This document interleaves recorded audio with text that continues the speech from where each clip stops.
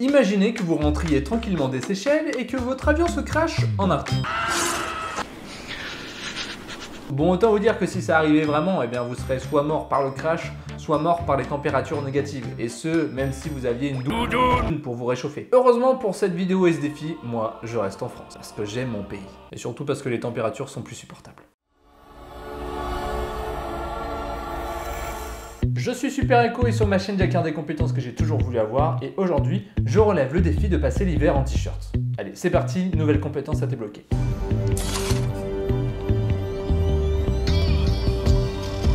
Mon objectif pour cette vidéo, ça va être de réussir à porter uniquement un t-shirt de début octobre jusqu'à mi-mars, l'arrivée du printemps. Je sais que vous vous inquiétez pour moi, vous vous dire mais non, Super Echo, Guillaume, quand tu vas sortir, tu vas être gelé comme un glaçon. Bah moi je vous avoue, ça me dérange pas de ressortir 50 ans plus tard quand il n'y aura plus de coronavirus. Et surtout, j'avais envie de briser cette idée reçue que a déjà brisé Max Bird sur sa chaîne YouTube. L'idée reçue numéro 1 du monde. On ne peut pas attraper froid, ça n'existe pas, c'est un mythe. Bon bah voilà, maintenant il n'y a plus qu'à se débarrasser de tous ces vêtements. Man. Trop chaud, trop chaud, trop chaud. Ça c'est chaud, très chaud, chaud. C'est pas bien les pulls. Coupe-vent, surtout pas. Mais t'es un malade toi. Voilà les seuls habits qui vont m'accompagner pendant 6 mois.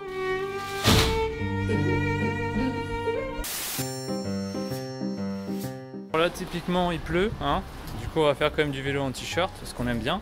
C'est agréable. En fait je me rends compte que se couvrir quand on a froid, mettre un parapluie, mettre un coupe-vent, en fait c'est pas tellement un besoin de survie, c'est plus un besoin de confort. Et on se rend compte qu'en fait sans tout ça, on n'est pas forcément vulnérable et on n'en a pas forcément besoin. Et en fait, allez, 80% du temps ça l'est pas, c'est pas nécessaire. Le premier avantage que j'ai tout de suite constaté avec ce défi, l'absence de transpiration. En fait, il y a toujours de la transpiration mais on la sent beaucoup moins, elle est beaucoup moins importante et c'est beaucoup plus pratique pour les déplacements.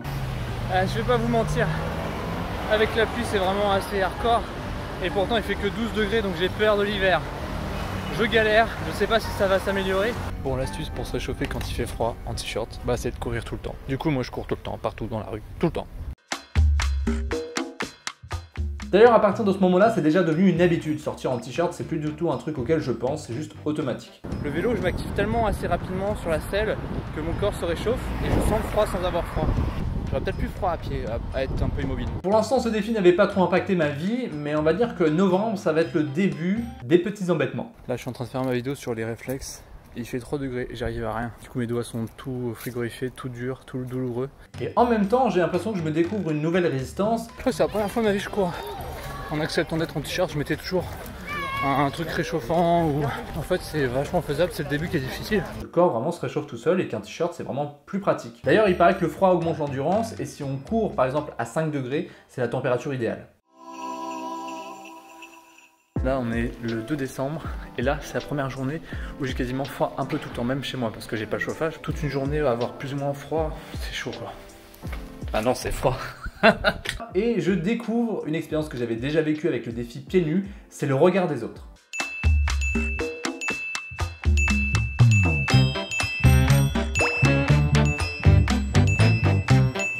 Mais ce qui est drôle, c'est qu'avec ce genre de défi, on n'a pas simplement des regards, parfois on a aussi des réactions exacerbées. Il y a une dame qui m'a arrêté pour me dire mais vous avez pas froid monsieur, mais comment vous faites, mais pourquoi? Et du coup j'ai fait une blague, j'ai dit oui on m'a volé mes affaires et tout, elle fait mais non mais quoi? Et du coup j'ai fait non mais je rigole tout ça. D'ailleurs la dame juste après elle enchaîne en disant que j'avais le feu au cul. Littéralement elle m'a dit ça. Je sais pas comment je dois le prendre. Non mais ça va aller monsieur. Non mais laissez-moi faire mon défi. Non s'il vous plaît monsieur. Ça c'était pour les réactions les plus originales, mais globalement j'ai quand même entendu souvent la même rengaine. Mais vous avez pas froid? Vous n'avez pas froid? Vous avez pas froid? Non. Vous voulez ma veste? Non. Mais un vêtement, on est en hiver là. Non. Mais t'as pas d'argent pour t'acheter des vêtements? Hell no. Mais monsieur, faut mettre un pull, vous mettez votre vie en danger en fait, le coronavirus à cause des gens comme vous monsieur. No God. Mais encore moi c'est soft comme réaction parce que j'ai un abonné qui fait ça depuis des années et lui il m'a raconté des perles qu'il a vécues, c'est juste... Un groupe de jeunes qui ont commencé à me demander pourquoi j'étais en t-shirt, pourquoi je voulais faire l'intéressant et qui ont fini par tenter de m'agresser à Mulhouse. Il y a un groupe de personnes en voiture qui ont commencé à me menacer, à m'insulter, qui m'ont tout simplement souhaité de choper le cancer et d'en crever. Juste pour une différence qu'ils ne comprenaient pas. Bref, je vais connaître vraiment les premières difficultés en décembre, ça va vraiment être assez durs, notamment le jour où je suis allé encourager mon ami Léo Urban à grimper la tour Montparnasse. Je viens de passer plus d'1 heure dans le froid, je commence à grelotter. Et là, c'était le premier moment d'une longue suite de moments vraiment douloureux. La chaudière, elle a pété dans mon immeuble et plus de chauffage ni d'eau chaude. Mais là, il y a eu un purée d'énormes dégâts des eaux parce que je suis trompé. Que j'ai dû évacuer l'eau. J'ai utilisé toutes les serviettes que j'avais, donc je peux plus me laver, plus me réchauffer. Les fenêtres sont ouvertes pour qu'on sèche la moquette. C'est la première fois là qu'en t-shirt c'est dur. Pendant la transition du train, voilà, je suis sur un quai. Votre attention s'il vous plaît, le jeune homme qui est en t-shirt est attendu à l'accueil de la gare afin de mettre un petit pull et un manteau et d'arrêter de nous casser les couilles avec son défi de malade mental. Le 20 décembre débute officiellement l'hiver et là je suis à Belfort à 0 degré et franchement j'en chie. Il pleut, mais ça va.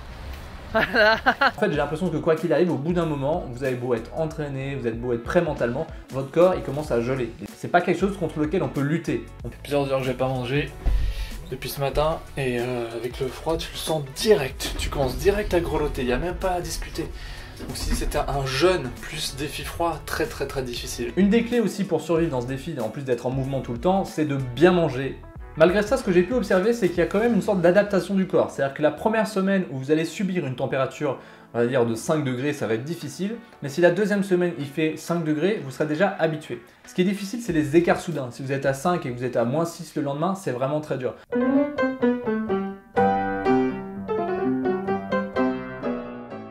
C'est givré, regardez, c'est givré. Il fait moins 1 degré. J'essaye de survivre à travers cet hiver.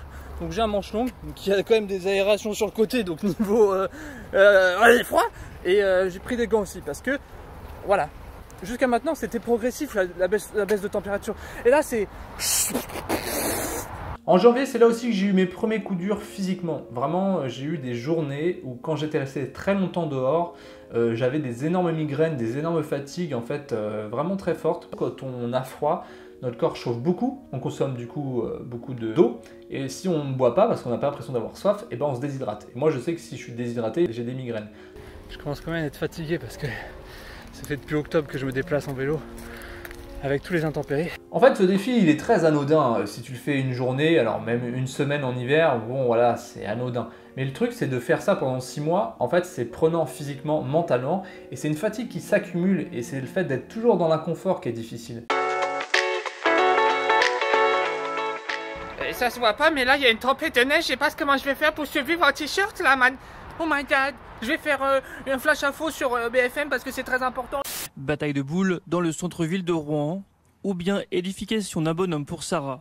Elle nous le présente. Non! Mais enfin, on est au mois de décembre. Oui. Eh ben c'est normal. C'est vrai. Alors en juillet, on va dire, oh là là, c'est l'été, il fait chaud, les maillots de bain, bah oui, parce que c'est l'été. Alors vocal. Bon, si je restais chez moi, même dans les pires conditions, ce défi n'aurait pas trop le goût d'un défi. Donc là, il neige, je sors. Je vais essayer de rester le plus longtemps possible et puis on verra bien, j'ai déjà les mains gelées au bout de 2 secondes. Bon, c'est officiellement le jour le plus difficile. Wow. Alors Paris sous la neige, c'est vraiment énorme, ça devient une station de ski quoi. Les gens n'en peuvent plus. Eh bah ça blague pas la neige. Wow. Je sais pas si ça se voit, mes bras sont complètement rouges comme quand je vais dans les lacs gelés. Je peux plus les bouger les bras, c'est ouf. Et je suis resté 45 minutes. Par contre, pas de traces d'hypothermie. Je grelotte pas et je suis pas mal. C'est même pas tant qu'il fait froid, c'est que les flocons ça aveugle. S'il neige comme ça tous les jours, je suis pas dans la merde, hein. Je vous le dis. Je peux plus bien freiner avec le vélo, donc c'est limite dangereux. Plus les flocons dans les yeux, c'est vraiment pas une bonne idée. En tout cas, s'il y en a qui n'ont pas eu froid cet hiver, c'est bien les canards. Et si vous voulez savoir pourquoi, eh bien Jamie a la réponse. Cette couverture leur permet de maintenir, été comme hiver, une température interne de 40 degrés. Du coup, on pourrait se demander légitimement, est-ce que je me suis transformé en canard? Très bonne question. Alors non, pourtant, ce qui a changé, c'est ma perception entre sentir le froid et subir le froid. C'est deux choses différentes. Je pense que sentir le froid, c'est quelque chose de naturel. Le subir, c'est vraiment ne pas l'accepter et ne pas vouloir s'exposer au froid. Et est-ce que je suis tombé malade durant ce défi? Eh bien non, on ne tombe pas malade. Je travaille. Bon, tout simplement, le froid n'est pas un virus. Voilà, fin de débat. Donc, on ne peut pas attraper le froid, ça n'existe pas. Il y a d'ailleurs des expériences qui ont été faites. On a mis des gens dans le froid et dans le chaud et on leur a inculqué le virus. Il n'y a eu aucune différence sur la façon de l'attraper. C'est le virus qui fait que tu tombes malade, pas le froid. Et avoir froid ne te conditionne pas à être plus susceptible de l'attraper. Oui. Bon, du coup, qu'est-ce qui fait qu'on tombe malade en hiver? Tout simplement, on mange plus gras, on a moins de soleil, donc moins de vitamine D, et bien sûr, il y a moins d'UV aussi, les UV qui sont virucides. On est confiné avec des gens dans des endroits non aérés et on se partage nos maladies, nos virus. Donc tout ça cumulé fait qu'effectivement, en hiver, on tombe plus malade, mais ça n'a rien à voir avec le froid. Donc conclusion, j'aurais pu être tout nu durant ce défi, je serais pas tombé malade. Le mois de février, c'est actuellement le mois de l'enfer, même si ce n'est pas vraiment le bon terme puisque l'enfer est chaud, donc ça serait un enfer froid. On est le 9 février, là il fait tellement froid en vélo, il fait -2, j'ai direct les bras avec des fourmis. Voilà, ma vie est un goulag. La première fois que je suis sorti à -6 degrés dehors, je suis rentré chez moi, j'étais comme ça. I ain't ever going out that shit ever again. Mais alors, est-ce que j'aurais pu avoir une hypothermie? Je pense que non. Enfin, j'ai été dans les premiers stades de l'hypothermie. L'hypothermie, vraiment, où juste ta température baisse et ton corps essaye de se réchauffer. Donc j'ai eu des frissons, j'ai eu de grelottements, mais c'est jamais été plus que ça. Alors j'ai jamais eu les lèvres bleues, j'ai jamais eu le teint pâle, j'ai jamais eu de problème de vertige, j'ai pas eu de problème d'élocution. En gros, tout ce que j'ai eu, c'est des réactions normales quand on a froid. Vous savez, la température idéale du corps, c'est 37 degrés. Donc là, j'ai dû peut-être être à 36, 35. En fait, ça devient vraiment grave si on passe en dessous des 32 degrés. Oh, le risque, il est simple, hein, c'est l'arrêt cardiaque. La mort, parce qu'il y a plus de sang qui est amené vers le cœur. Alors dans mon cas, comme je mangeais, comme j'étais souvent en mouvement, je me déplaçais, je pouvais rentrer chez moi. Bref, c'était des conditions assez confortables finalement. Et surtout, je ne suis pas resté plus de 10 heures d'affilée dehors immobile. Ce qui n'est pas forcément le cas des gens qui vivent au quotidien toute l'année dehors parce qu'ils n'ont pas le choix. Après plusieurs jours avec -5, -5, -5, -6, quand il fait 1 degré, il fait chaud. Là, j'ai l'impression qu'il fait chaud. C'est fou quand même de voir que c'est juste une question de perception. Là, aujourd'hui, il fait 8 degrés, donc ça s'est vachement réchauffé par rapport à la semaine dernière. Et genre, 8 degrés, je sais qu'au début du défi, c'est un peu ce qu'il faisait en octobre. Et j'étais déjà pas bien hein, quand j'étais en t-shirt. Enfin, je trouvais qu'il faisait froid et j'étais pas à l'aise. Là, aujourd'hui, 8 degrés, c'est facile quoi.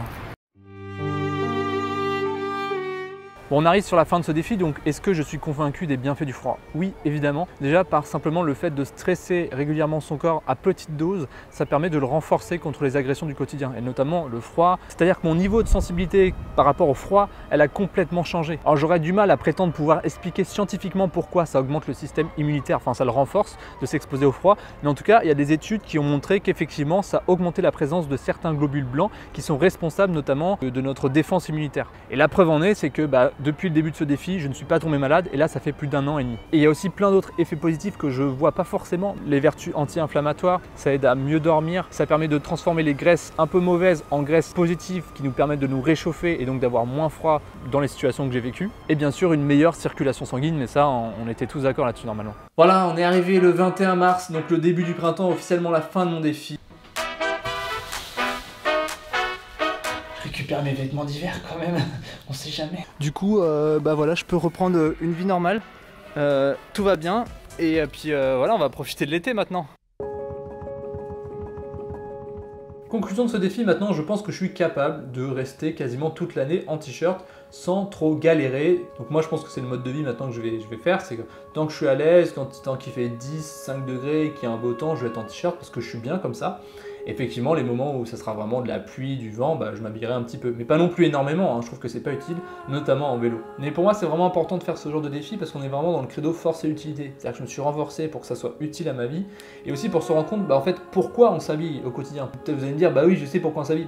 Non, parce que tant qu'on n'a pas vécu dans une condition où on n'a pas ces choses-là, ce confort-là, on se rend pas compte pourquoi c'est utile. Notre société, elle est devenue hyper protectrice, je vous l'apprends pas. Donc je trouve ça important de revenir aux basiques pour se rendre compte que notre corps et notre mental, il est beaucoup plus fort qu'on imagine. Et du coup, l'idée reçue de tomber malade à cause du froid, c'est quelque chose que moi aussi j'avais, je pense, et que là j'ai complètement déconstruit et j'y crois plus du tout. Être à -6 dehors, en t-shirt, à vélo, il y a des années, c'était impossible dans ma tête.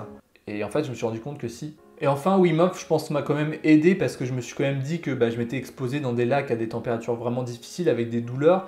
Donc ces douleurs-là que j'avais ressenties dans un lac, je les ai peu ressenties dehors, sauf les jours où il y avait de la neige et de la pluie. Donc en fait, tant que j'avais pas des douleurs aussi importantes, je trouvais que c'était quand même moins difficile que certains challenges dans l'eau. Et pour être tout à fait transparent, oui, il y a dû avoir donc un jour de repos après le bootcamp où j'ai mis une veste. Il y a dû avoir 2-3 jours comme ça en tout sur les 6 mois. Ce défi m'a vraiment plu, je suis vraiment content de l'avoir fait. C'est encore un truc qui a changé ma vie, je pense, comme le pied nu, comme Wim Hof, comme plein de défis que je fais. En tout cas, si vous avez passé un bon moment et si vous avez appris des choses avec moi, n'hésitez pas à vous abonner, à cliquer sur la cloche pour recevoir les notifications des avoir les notifications de mes prochaines vidéos. Et surtout, n'oubliez pas, force et utilité.